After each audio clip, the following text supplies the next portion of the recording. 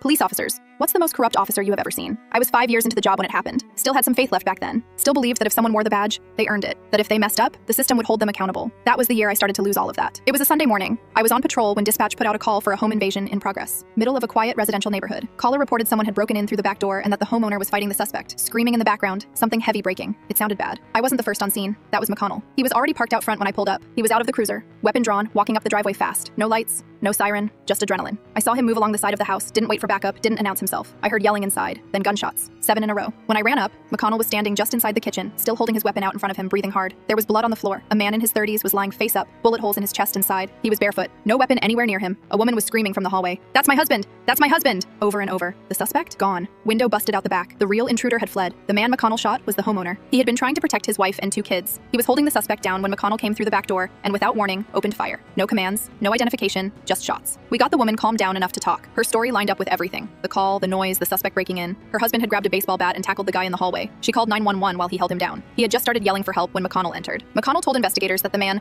turned toward him in an aggressive stance and that he feared for his life. He claimed he thought the bat was a weapon. Problem was, the autopsy showed 4 shots entered from the side, 3 from the back, and the bat lying flat on the floor 10 feet away. We all knew it was a bad shoot, but McConnell wasn't some rookie. He had 15 years on the job, served on the union board, knew the right people. Internal Affairs opened an investigation, but from the beginning, it felt like it was being slow-walked. The chief put out a press release saying it was a tragic misunderstanding during a dangerous, rapidly evolving situation. The DA's office passed the case to a special investigator. A month went by, then 2. Meanwhile, McConnell was put on paid administrative leave. He did interviews on local TV, said it was the hardest moment of his life, called the shooting unavoidable, called the homeowner a hero, and said he wished he could take it back. But he never said he made a mistake. The widow lawyered up, filed a civil suit. The city quietly settled for $2.7 million. Part of the settlement? No admission of guilt. No charges were ever filed. 2 years later, McConnell was reinstated. No discipline, no demotion. Back on the street like nothing happened. That was the day I realized we weren't all equal under the badge. That some officers were shielded, protected, carried along no matter what damage they caused. Not long after that, another one happened. Different town, different officer. This one off duty, driving home from a bar just after midnight. Witnesses said he was drunk, swerving. He slammed into a stalled car on the shoulder and killed the man standing behind it, a father of 2 trying to change a tire. Officer walked away with barely a scratch. Refused a breathalyzer at the scene. The responding officers knew who he was. They didn't arrest him. Let him call his wife to come pick him up. Report said, insufficient evidence of intoxication. Witnesses gave statements.